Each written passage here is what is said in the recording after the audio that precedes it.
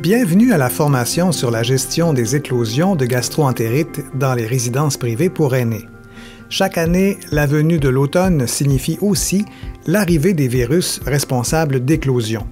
Les milieux ayant pour clientèle des personnes âgées, vulnérables et en perte d'autonomie sont des réservoirs propices à la transmission d'infections. Cette formation s'adresse aux responsables et aux travailleurs des résidences privées pour aînés. Elle a été réalisée par la Direction de santé publique avec la collaboration du Service de prévention et contrôle des infections du Centre intégré de santé et de services sociaux de Chaudière-Appalaches. Elle est inspirée du Guide de prévention et contrôle des infections dans les résidences privées pour aînés produit par le ministère de la Santé et des Services sociaux.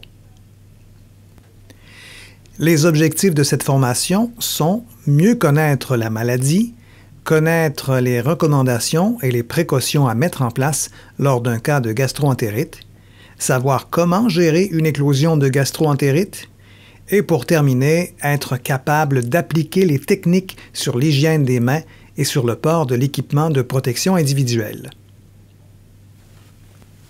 Le plan de la formation se définit comme suit.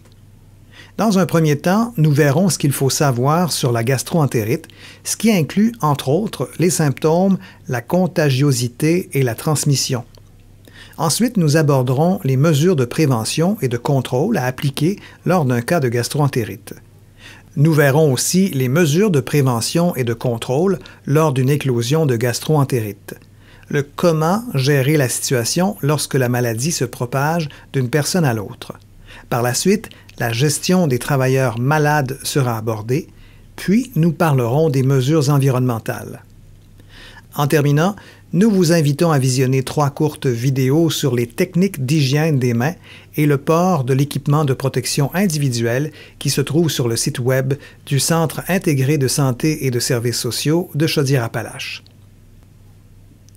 Donc, comme premier point, ce qu'il faut savoir sur la gastro-entérite. Certaines personnes ont plus de risques de présenter des complications, comme les personnes âgées de 65 ans et plus. Les complications peuvent parfois conduire à l'hospitalisation. Une de ces complications possibles est la déshydratation. Il est donc important que les responsables et les travailleurs soient bien informés afin d'éviter de transmettre ou d'attraper la gastro-entérite. Ainsi, ils pourront intervenir rapidement lors de l'apparition de symptômes chez les résidents. La surveillance de cette infection est pertinente tout au long de l'année. En Chaudière-Appalaches, nous comptons près de 200 résidences privées pour aînés. Au cours des dernières années, la Direction de santé publique a reçu une moyenne de 50 signalements d'éclosion par année, et ce, seulement pour la gastro-entérite. La gastro-entérite est une inflammation de l'estomac et de l'intestin. Elle est peut-être causée par différents microbes, mais généralement, elle est causée par un virus. La gastro-entérite, d'allure virale, a habituellement un début soudain. Les symptômes sont principalement des nausées, des vomissements, de la diarrhée, des crampes abdominales. La fièvre, si elle est présente, est peu élevée. Il est important de rechercher une autre cause possible lorsqu'un résident présente des symptômes de gastro-entérite. Vérifier sa médication. A-t-il reçu un laxatif la veille au soir? Y a-t-il un autre problème de santé sous-jacent? Dans le doute, il est préférable d'isoler préventivement le résident et de réévaluer ses symptômes par la suite. L'augmentation de la fréquence des selles peut aussi être un signe d'infection. Chez les personnes âgées, les symptômes varient et il peut y avoir un seul des symptômes énumérés qui soit présent. On appelle période d'incubation le délai entre la contamination, c'est-à-dire au moment du contact avec le virus, et l'apparition des premiers symptômes d'une maladie. La période d'incubation de la gastro-entérite est habituellement de 24 à 48 heures. La durée des symptômes est variable, mais généralement, elle dure entre 12 et 60 heures. La période de contagiosité est la période pendant laquelle la maladie peut être transmise. Pour la gastro-entérite, elle débute quelques heures avant le début des symptômes et dure jusqu'à 48 heures après la fin des symptômes. La gastro-entérite se transmet facilement. Elle est très contagieuse. La transmission se fait par les selles et les vomissements qui contiennent beaucoup de virus et qui contaminent les surfaces environnantes et les mains de la personne malade. La gastro-entérite se transmet par contact direct, c'est-à-dire d'une personne à l'autre, par exemple en serrant la main d'une personne malade. Par contact indirect, par l'intermédiaire d'objets contaminés, par exemple en touchant une poignée de porte contaminée par une personne infectée, la poignée de la chasse d'eau ou le robinet. Par des gouttelettes projetées par les vomissements ou les selles liquides de la personne infectée. Par des aliments ou des liquides contaminés, par exemple si un manipulateur d'aliments prépare une salade alors qu'il est malade. Quant au traitement, il n'existe aucun antibiotique pour soigner la gastro-entérite virale. Le repos et l'hydratation sont conseillés et une diète progressive doit être prévue. Comme mentionné auparavant, la déshydratation est une complication grave chez la personne âgée. Des solutions de réhydratation sont disponibles en pharmacie. Par exemple, le Pédialyte ou le Gastrolyte. Il existe aussi une recette maison à base d'eau, de jus d'orange et de sel.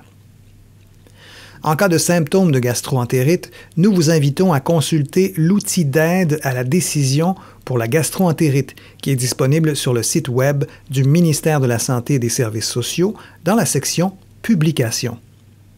Pour toute question concernant la santé, contactez le service Info Santé au numéro de téléphone 811. Une infirmière pourra vous guider dans les soins à donner aux résidents et dans les indications de référence à l'urgence ou au médecin traitant selon la situation. Deuxième point, mesures de prévention et de contrôle lors d'un seul cas de gastro-entérite. Lorsqu'un résident est malade, apposez la fichette « Portez l'équipement de protection » sur la porte de la chambre ou de l'appartement du résident qui présente des symptômes de gastro-entérite, et ce, jusqu'à 48 heures après la fin des symptômes. Cette mesure a pour but de bien informer les travailleurs et les visiteurs des consignes à suivre avant d'entrer en contact avec le résident et son environnement. Toute personne, travailleur ou visiteur en contact avec un résident malade ou son environnement doit appliquer les mesures suivantes avant d'entrer dans la chambre. Enfiler une blouse à manches longues. Porter un masque. Porter des gants non stériles à usage unique. La blouse ne doit pas être partagée entre le personnel ou réutilisée avant d'avoir été lavée. La mettre soit dans la poubelle si elle est jetable, soit dans un sac ou panier à linge si elle est réutilisable. Le masque doit être porté en tout temps et doit bien couvrir le nez et la bouche. Le risque de transmission est augmenté lorsqu'il y a projection de particules, par exemple lors de vomissements ou pendant le nettoyage de la toilette ou de la chaise d'aisance. Les gants utilisés pour les soins doivent couvrir les poignets et sont destinés à un usage unique, c'est-à-dire une seule activité et pour un seul résident. L'hygiène des mains doit être observée par tous, en entrant dans la chambre ou l'appartement du résident malade, avant d'enfiler l'équipement de protection et en quittant après avoir retiré l'équipement de protection. Utilisez soit de l'eau et du savon, soit une solution hydroalcoolique. Le lavage des mains protège le résident et le travailleur contre l'infection. Il est donc important d'enseigner au résident quand il doit se laver les mains et comment le faire. Au besoin, aider le résident à se laver les mains. Avant de sortir de la chambre du résident, enlevez l'équipement de protection près de la porte et le jetez à la poubelle. Déposez les blouses réutilisables dans un sac ou panier à linge. Le résident doit demeurer dans sa chambre ou son appartement jusqu'à 48 heures après la fin de ses symptômes. Il doit utiliser la toilette ou la chaise d'aisance qui lui est réservée. Tous les soins doivent être donnés dans sa chambre ou son appartement pendant la période de contagiosité. Servir les repas à la chambre et éviter les sorties et les activités de groupe. Il est nécessaire d'informer le résident et, au besoin, sa famille de sa condition de santé et des mesures de protection recommandées. Nettoyer et désinfecter les surfaces fréquemment touchées, aussi appelées high touch, dans la chambre ou l'appartement du résident malade. Par exemple, les poignées de porte, poignées de la chasse d'eau, robinet, téléphone, interrupteur électrique ainsi que la salle de bain. Il est à noter qu'un nettoyage à l'eau et au savon est toujours requis avant de procéder à la désinfection afin d'enlever toute souillure visible. Débutez par les surfaces les plus propres pour terminer par celles qui sont les plus souillées. De plus, les chiffons ayant servi au nettoyage ne doivent pas être retrempés dans l'eau propre. La désinfection s'effectue à l'aide d'une solution composée d'une partie d'eau de javel diluée dans 9 parties d'eau. Le temps de contact doit être de 30 secondes. On entend par temps de contact la période pendant laquelle la surface doit demeurer humide. Ensuite, laissez sécher à l'air libre. Utilisez du matériel de soins réservé aux résidents. Évitez de partager les thermomètres électriques ou autres appareils médicaux. Si cela est impossible, nettoyez le matériel avec des lingettes désinfectantes entre chaque résident. Apportez le minimum de matériel dans la chambre. Les prélèvements de sel ne sont pas nécessaires à moins de demandes particulières. Point 3. Quelles sont les mesures de prévention et de contrôle des infections lorsqu'il y a 2 cas ou plus de gastro-entérite, c'est-à-dire une éclosion? Il y a une éclosion en présence de 2 cas ou plus de gastro-entérite dans la résidence ou sur le même étage en moins de 48 heures. En plus des recommandations individuelles déjà mentionnées, d'autres mesures s'appliquent en cas d'éclosion. Avisez aussitôt la personne responsable de la résidence et l'infirmière du CLSC qui mettront ces mesures en place. Toutes les résidences privées sont soutenues par une infirmière du CLSC. Dans les situations particulières, l'expertise des infirmières en prévention et contrôle des infections des hôpitaux peut être mise à contribution. Les éclosions sont aussi répertoriées par la Direction de santé publique à des fins de surveillance. S'assurer que les visiteurs sont informés de l'éclosion. Par exemple, mettre une affiche à l'entrée de la résidence ou sur l'étage touché. Suspendre temporairement les activités sociales ou de groupe sur l'étage ou le secteur en éclosion. Éviter les regroupements aidera à contrôler la transmission de l'infection. En période d'éclosion, informer la personne responsable des repas de mettre en place des mesures pour éviter la transmission. Par exemple, fermer le bar à salade et éviter les buffets. Informer les visiteurs des mesures préventives à respecter et insister sur l'hygiène des mains. On le répète souvent, mais c'est la mesure de prévention la plus efficace pour prévenir la transmission. Augmenter la fréquence du nettoyage et de la désinfection des surfaces fréquemment touchées, high touch, dans les aires communes, par exemple les corridors, le salon, la salle à manger, ainsi que dans les chambres ou appartements des résidents malades. Débutez avec un nettoyage à l'eau et au savon. Désinfectez à l'aide d'une solution composée d'une partie d'eau de javel diluée dans 9 parties d'eau. Le temps de contact doit être de 30 secondes. Ensuite, laissez sécher à l'air libre. Selon l'évolution de la situation, il pourrait être pertinent de limiter le nombre de visiteurs aux personnes malades.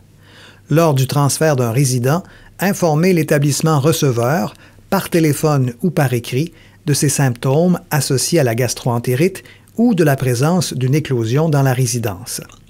Une éclosion de gastro-entérite prend fin 96 heures après la fin des symptômes du dernier cas. Pendant cette période, les mesures doivent demeurer en place, même si aucun résident n'est malade. Ce délai correspond à 2 périodes d'incubation. Cette période est nécessaire afin de s'assurer qu'aucun résident ne soit en période d'incubation. 4e point.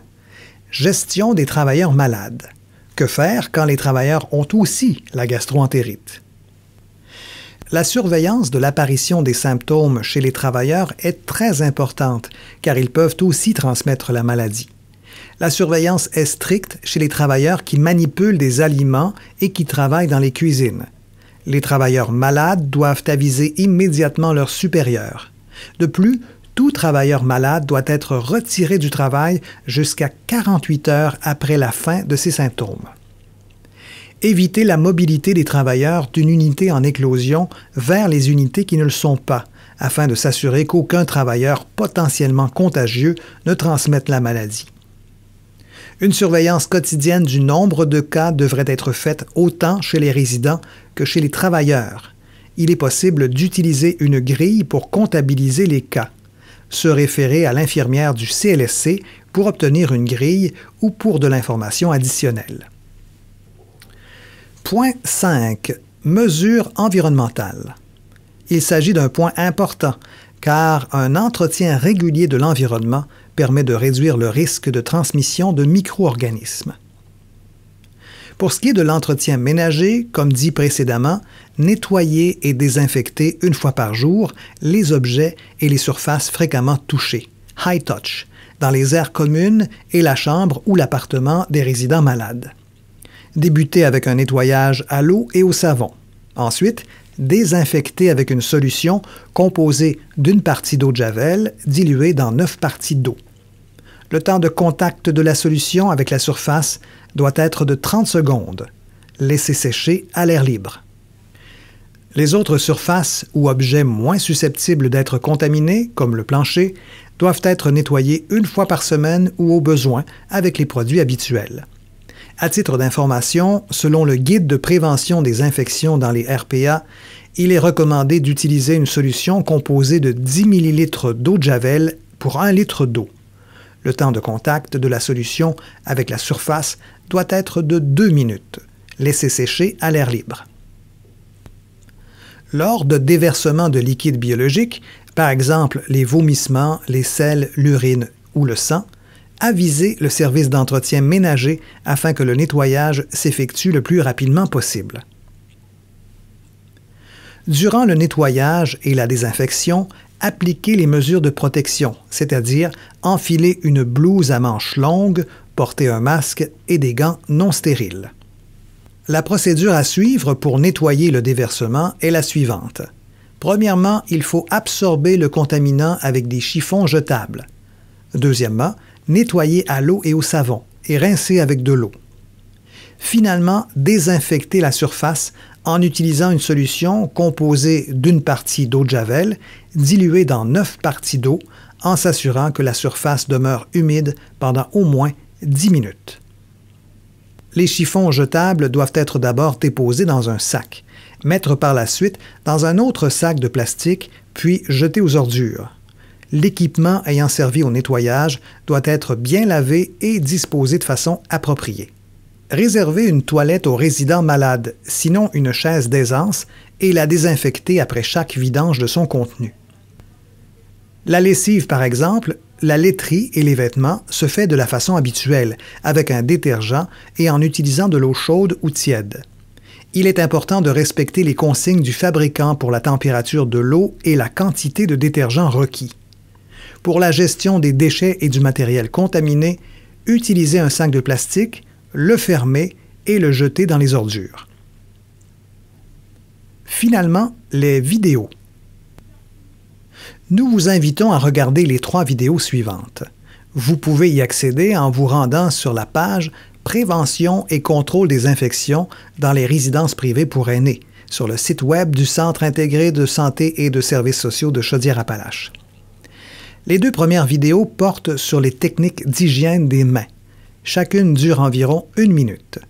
L'une présente la technique de lavage et d'hygiène des mains avec de l'eau et du savon, tandis que l'autre porte sur l'hygiène des mains avec une solution hydroalcoolique. La dernière, d'environ 5 minutes, montre la façon d'enfiler et de retirer l'équipement de protection individuelle. En terminant, nous tenons à vous remercier de l'attention que vous portez à la prévention des infections dans vos résidences et de rendre ces milieux de vie sécuritaires pour le mieux-être de nos aînés. Enfin, nous vous invitons à compléter notre sondage d'appréciation qui se trouve sur le site web du Centre intégré de santé et de services sociaux de Chaudière-Appalaches.